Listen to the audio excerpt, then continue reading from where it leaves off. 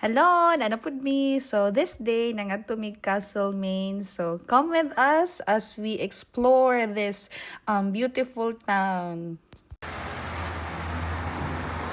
We are here in Castlemaine, just roaming around.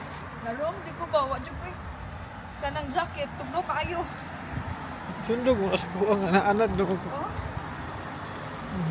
Kira! Kasi madam.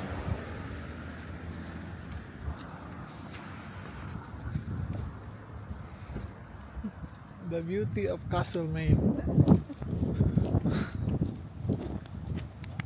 So here naglakaw-lakaw rami guys kay padulong mi sa among adtuan. Then nakalimot ko sa akong jacket nya perting tugnawaan na 14 degrees I think. So kaning Castlemaine guys, unahan ni siya sa town nga asa mi nagpuyo. Then gamay ra ni siya nga town. I'll describe it as kanang murag traditional bitaw siya nga town. Yes.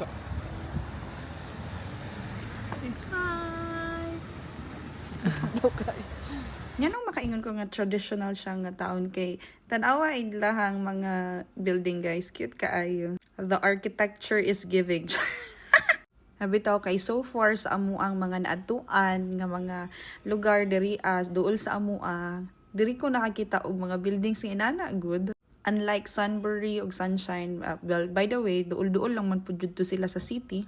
Kani siya murag same siya sa amo ang gidnapuy-an nga town pod.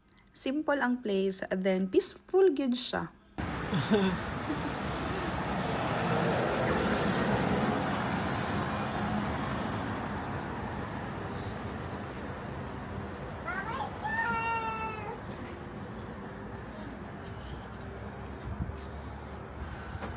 May Kmart ulit. Ay, ito sa ako. Ito? Wow! Lagi mo na sa jakitan.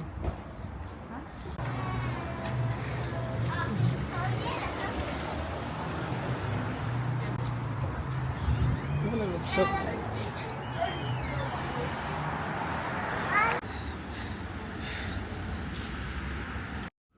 So this is their park, siguro kanang gina-stayhan sa mga estudyante, mag-break time sila and all.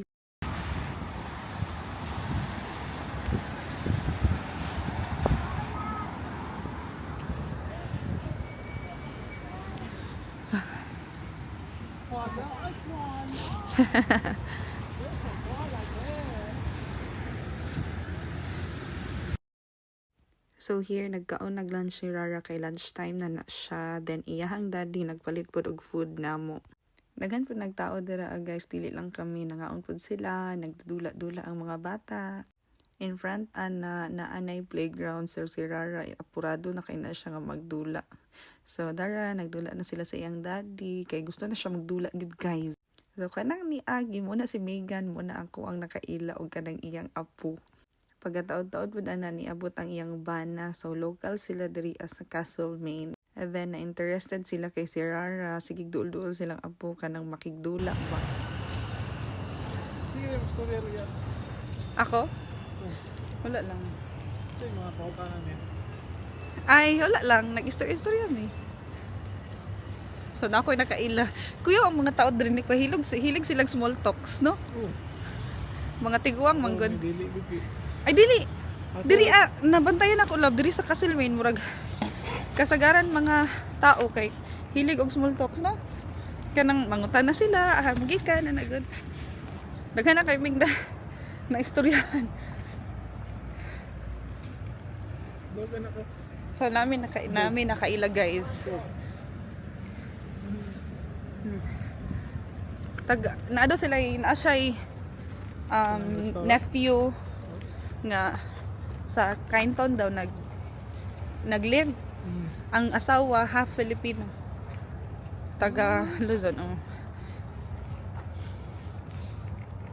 Buutan sila, ganahan ko nila. Ila tong apo pap ang lolo ba, taga Greece gud ang papa atong bata. Kay ang lola taga diri man, nabuntis ang anak nila. Di ba? Dagan kay na Buntis silang anak. Pag manganak na daw, naam to ilang baby no. Pag manganak na daw yung anak, muuban daw siya sa Greece. Okay. Murag diri manganak yung anak.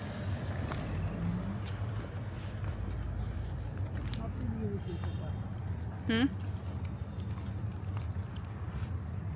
Yung mga fruits na. Hello. Ano ka?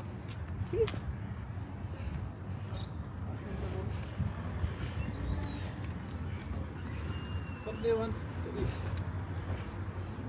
What? Hindi ako ka. Hmm?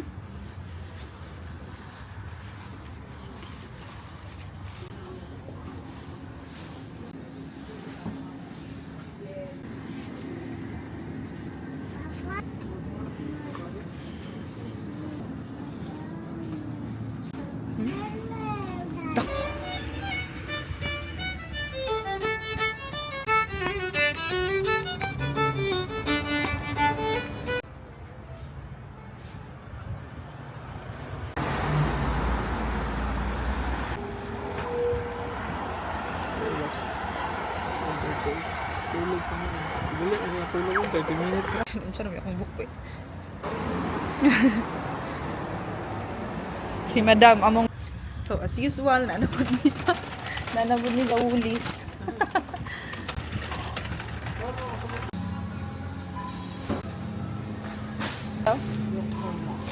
Ha?